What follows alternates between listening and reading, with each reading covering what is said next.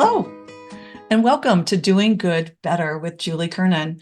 I am the president and CEO for Business Volunteers Maryland, and we started this series during the pandemic. The intent was to hold micro conversations with people who are out there in the community doing really good things that maybe you don't necessarily get to hear about. We had so many bad news stories, so many challenges, so many issues. And the intent was just really to highlight and focus on people who are doing things that will make our community a better place to live and work. I recently announced my retirement. And so this is actually my final episode of Doing Good Better. We've been on a bit of a hiatus. We've done this kind of from a internal perspective. We've used internal staff to produce it. And when we were tight with big projects and less time on our hands, this was the project that kind of sat on the side. I'm hopeful that somebody might pick it up and run with it in the future. But this will be the final episode, at least, of Doing Good Better with Julie Kernan. And I thought it only appropriate to introduce the very talented and very capable leader who will be taking over as president and CEO of Business Volunteers Maryland, and that's Alissa Ganser. Alissa is currently the Chief Service Officer of Business Volunteers Maryland, so she knows what we do and she knows how to do good better in ways that I'm really excited for you all to hear about and to get to know her. Many of you probably already do know Alissa, and hopefully this will give you a little insight to the person who's behind all of the good work that's going on in our community. Good morning, Alissa. Good morning, Julie. This is kind of natural for us because we start many of our days together and on Zoom. So for us to have a cup of coffee and talk about things is almost ordinary part of the day work. So Alissa, I always start every one of these conversations with the question, how are you doing good better? Oh my goodness. Well, for the last nearly 9 years, I've been at Business Volunteers, spearheading our programs and services and really working everybody every day to do good better for our business partners in our community. And I have had the honor of being engaged in work that I believe in my heart is doing good better every day for pretty much my entire career. It's been an important thread for me. How I'm doing good better today? Well, I am getting ready to take on the reins of the organization and assume the next role of president and CEO, which is very exciting. And so with that comes a lot of thinking about the future of the organization, about Baltimore, about the region, about how our organization can continue in its efforts to do good better. That's great. And I know that you are ready and you are always thinking about ways that we can do things good and the way we can do things better. So that's terrific. What is it that drove you to pursue a profession in community engagement? Because as you noted, you have been doing this for quite some time before you were with Business Volunteers. So what is it that drove you to this profession? Well, it's interesting because my career has sort of followed a natural thread that has lent me to the space that I'm in today. I don't think I graduated from college saying, I'd like to sit at this intersection between corporate and community and figure out how to best pull pieces together. But I'll say that I've always been a big picture thinker. I've always been someone who strives to find my mark and be able to make this world a better place, as cliche as that sounds. I've pursued that in a number of different directions and channels throughout my career. I think that this role as a connector and a space that is dedicated to helping people and institutions find their pathways to be able to bring their talents and resources and skills into the community and to be that matchmaker is a space that has arisen from my work embedded deeply in community and then really finding this niche of my Yeah. personality. I think I enjoy people. I enjoy bringing people together. And I enjoy finding efficient and effective pathways to do that. It's kind of my extroverted side and also like my internal data nerd side. And so this space in engaging the community at large has been a very natural progression for me as I've come through my career. And you do have that. You have that energy and that enthusiasm. And I think everyone who knows you or has been on a project that you're leading feels it. And it's hard to not be excited about whatever that day may bring when there's that energy in the room. So I know you're going to just carry that forward in this new capacity. Some people may not know, Alissa, that you were a teacher in Baltimore City. I know you taught in city schools, you taught for a charter school. How did that experience prepare you for this work? My work in community as an early part of my career and really working individually with students and families, youth in California on the ground. I also taught at a community college for several years. And so working with young adults in that space gave me a lot of grounding about what the challenges communities are going through, under-resourced systems that are designed to help them, but are struggling because they don't have the resources that they need to do the work.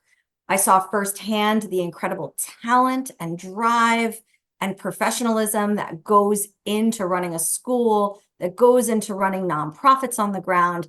These are truly heroes and people that are experts in what they do and have amazing hearts and are giving so much of themselves every day under impossible circumstances. To be able to do that work without the help of the outside communities, without Yeah, the help of local businesses, institutions, resources that they are not able to get from the communities that they're serving is critical, is mission critical. And I saw the tremendous benefit of a school like KIPP that was able to effectively engage outside right. partners. And then I also had a lot of interaction with schools and nonprofits that were not as effective at being able to engage the outside community. And so the disparity between a school that can do this well, a nonprofit that can do this well, and the nonprofits that were struggling around this was huge. The impact of having the outside community be able to plug in, whether it's an individual or an institution, can be transformative to a community group that has such limited resources. They have all the talent, all the passion, all the things that they need, the know-how to do their mission well, but without help from the outside community, it becomes that much more difficult. On the other hand, my work with businesses and institutions has taught me that there are so many people and so many institutions out there that want to give back, that are willing to raise their hand, that maybe all you have to do is ask or provide them a pathway that can connect what they're looking to do with who they're looking to support. And so, I've kind of evolved into this space through my work in nonprofits and with community organizations, to be in this ideal role to say, okay, if you're a somebody or someplace that wants to make their mark, that wants to be able to funnel in and challenge or change an institution in front of you, a community organization that really needs your help, then business volunteers, we can help you do that. And my work on the ground has given me that lens, to Mm-hmm. have the empathy to be able to translate back up to businesses too. Well, here's what you should expect, and please understand that this is a different sort of opportunity than you might be familiar with. Different sorts of challenges that you should be aware of, but we're going to find you a great match, and we're going to support and facilitate that engagement. And we're going to make this a really easy and rewarding and impactful experience for you and the community institution that could be a great fit for you and your passions as well. And that comes across. It's so authentic that you have that experience and that view into a school or a nonprofit. So many of us who have really good intentions come in to an opportunity to give back and think we can fix everything. And in reality, understanding the need for respect for the folks who are actually running those organizations, what they know, and what they bring to the table is paramount. So your ability to help people see that is what makes you one of the many things that makes you really effective in this role. So, Alissa, you do have a great lens into what's happening in our city and what's happening in our region. Maybe you can share an example of a project or an organization that, as you reflect on it, it gives you hope. And you think, I like our chances in Baltimore City. We've got really good stuff happening. Maybe just share one example. Well, I say all the time, I have, one of the greatest jobs in the world because I exist every day and it filled with stories like this, right? This is It's what hard to pick we do. one, right? It's hard to It pick is one. hard to pick one because, nearly every day, certainly every week, we are engaging with individuals and institutions, and we're engaging with nonprofits and the work on the ground, and we're seeing the power of these connections through partnerships and projects and opportunities and connections and new board members and volunteers and pro bono consultants and Yeah, it's partnerships and amazing. resource allocation and all of the different ways that we get to see magic happen through these connections every day. We're really transforming nonprofits on the ground, schools on the ground, and businesses and the professionals that are engaging and giving back. So it's an exciting lens, and I could tell you stories upon stories upon stories. So one very recent example that happened several weeks ago was when we engaged with the Cary School of Business and helped plan a day where their staff and faculty were out at a dozen different nonprofits around the region. Yeah. And I worked with a small group that was made up of folks throughout the Cary Business School that signed up to work with students at Carver Vocational Technical High School in Baltimore City, and to work with the group of students around resume development and mock interviews. And what was most powerful about this day is that we took a group of staff from a university who work with college students every day and help with admissions and help with, career choices and help bring young adults through to adulthood and have this incredible opportunity to provide a world-class education for the students that they serve, and bringing them into a Baltimore City school that have many students who might be first generation college students, or maybe are thinking about college for the first time, or helping them chart a career that is a very powerful opportunity to bring this kind of skill set to a group of students that could really benefit from sitting in front of professionals that have these skills. And we divided them into one-on-one pairs. So every Cary volunteer was paired with a rising senior, excuse me, at Carver, who came with a sample version of a resume that they had drafted for this event. They had never had a resume before, and they had kind of a quick resume writing workshop. And they'd never had a mock interview before. And the students arrived and they were nervous. They did I not bet. to I bet. expect. And we had about 15 students working with about 15 volunteers.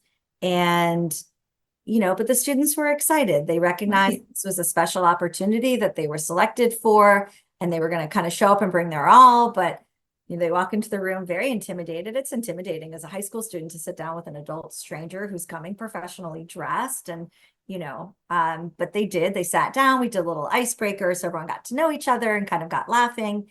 And then they dove into the work. And I will tell you that within 2 minutes of kind of starting the resume review process, which is where we started, the energy in the room was incredible. There was a buzz, there was smiles, there was laughter, there was deep thought, there was inspiration from both sides, from both Carrie and students. And those conversations could have gone for hours if we had the time in this space. So it was very hard kind of switching to the mock interview time, where then the Carrie volunteer got to turn all of that learning about the student and their background and the history and how to translate their background and history onto a resume in an effective way and turn that into a mock interview. So, That's awesome. they got to ask them questions and help them say, now that I've gotten to know you on your resume, now let me help you turn that into an effective way to answer a question in an interview. And so students entered saying, well, what skills do I have? I've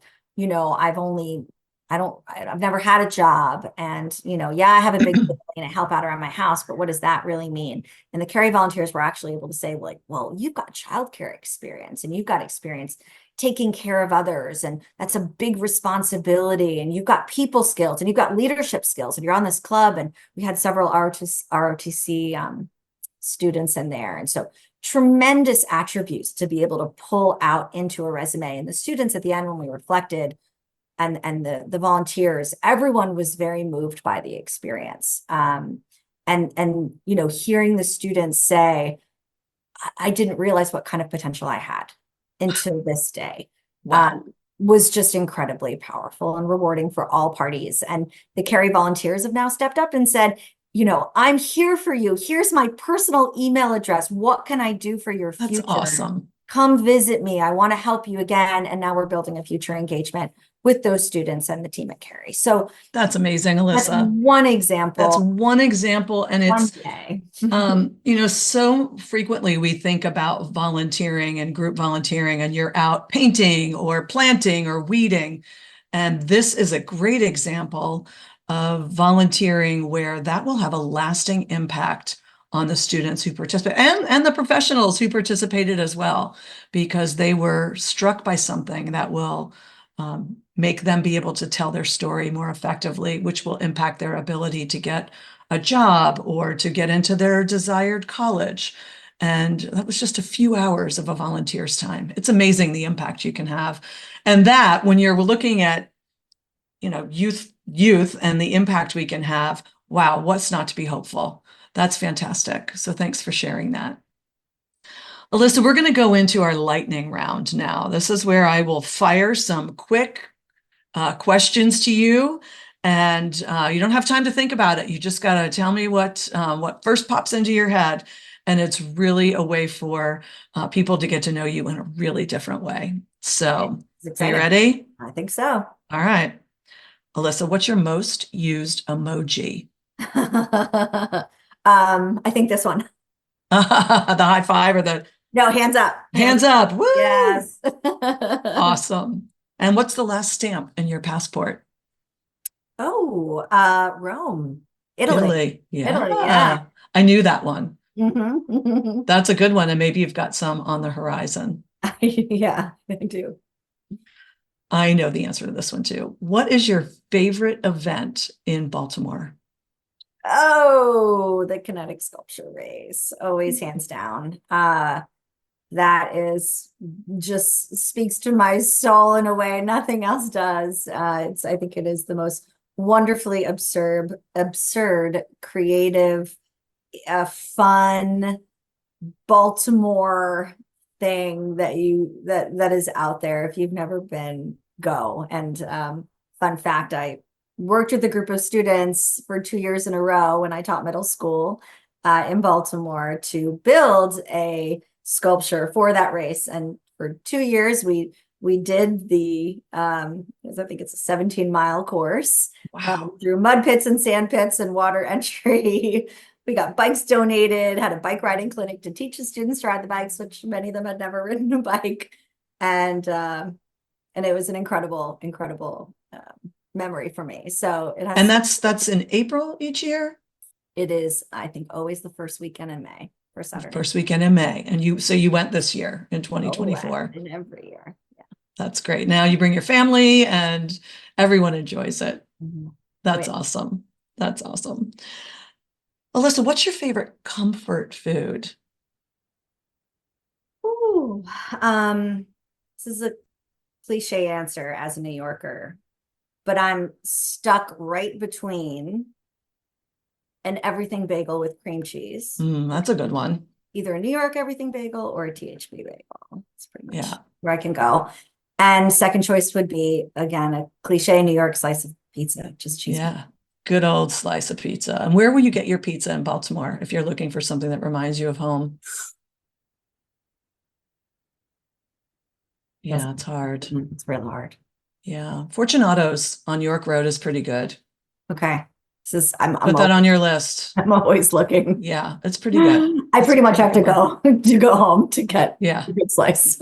So that's for people who didn't know, Alyssa grew up in New York. So she has sophisticated taste when it comes to bagels and pizza. It's true.